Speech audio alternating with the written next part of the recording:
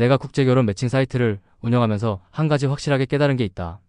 24년부터 슬슬 국제결혼을 막으려는 조짐을 언론과 국회에서 보인다는 것이다. 기사 제목들은 노골적이다. 아무리 어떤 세력이 제라를 해도 국제결혼은 절대로 막을 수가 없다는 점이다. 법적으로도 현실적으로도 그 누구도 이걸 막을 방법이 없다. 그런데도 매번 발악하는 사람들이 있다. 현실을 직시하지 못하고 지들끼리 법안을 만들면 남자들이 순순히 따라올 거라고 착각하는 인간들 말이다. 하지만 애석하게도 이건 지구가 멸망하지 않는 이상 절대 불가능한 일이다. 일단 법적으로 따져보자. 외국에서 합법적으로 결혼을 하면 한국에서도 혼인관계가 자동으로 인정된다. 이건 국제적으로도 당연한 일이다. 각국의 법이 서로 존중되고 보장되는 체계 안에서 대한민국이 혼자서 이 결혼은 인정할 수 없다고 하면 어떻게 되는지 아나? 그냥 인권 탄압국 되는 거다. 그리고 당장 상대국에서 외교 문제로 들고 일어난다. 쉽게 말해서 우리가 손 하나 까딱 안 해도 전 세계가 알아서 우리 편 들어준다는 말이다.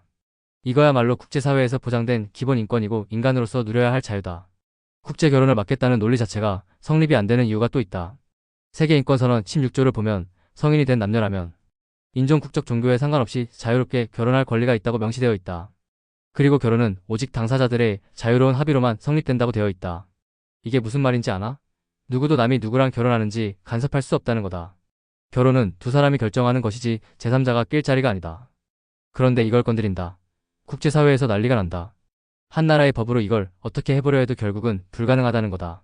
그러니까 결국 국제결혼을 막겠다고 법을 만들어봤자 한국에서 할 수 있는 건 간접적으로 남자들의 결혼을 어렵게 만드는 것뿐이다. 실제로 그런 법안들이 나오고 있다. 결혼비자를 어렵게 한다거나 국제결혼 중개업체를 규제한다거나 각종 절차를 복잡하게 만드는 방법으로 남자들이 국제결혼을 포기하도록 만드는 거다. 하지만 이게 과연 효과가 있을까? 대놓고 막을 수 없으니까 이런 식으로 우회적으로 막아보려는 건데 애초에 결혼을 원하는 남자들이 이 정도로 물러설 사람들이 아니다. 이런 식으로 규제를 해봤자 국제결혼을 원하는 남자들은 어떻게든 다른 길을 찾아서 결혼을 한다. 막으려 해도 막을 수가 없다는 말이다. 애초에 이런 짓을 왜 하겠나? 간단하다.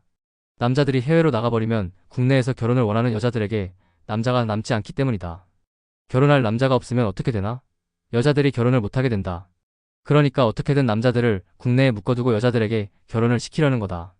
하지만 이런 식으로 강제로 결혼을 시킬 수 있다고 생각하는 것 자체가 어이없는 발상이다. 결혼은 강제로 시킨다고 되는 게 아니다. 결국 남자들이 국내에서 결혼을 하고 싶지 않으면 다른 선택지를 찾을 것이고 그게 바로 국제결혼이다. 그러니 아무리 발악을 해도 국제결혼은 막을 수 없다. 상대 국가에서 혼인을 인정하면 한국에서도 결혼은 인정된다. 이건 변하지 않는 사실이다.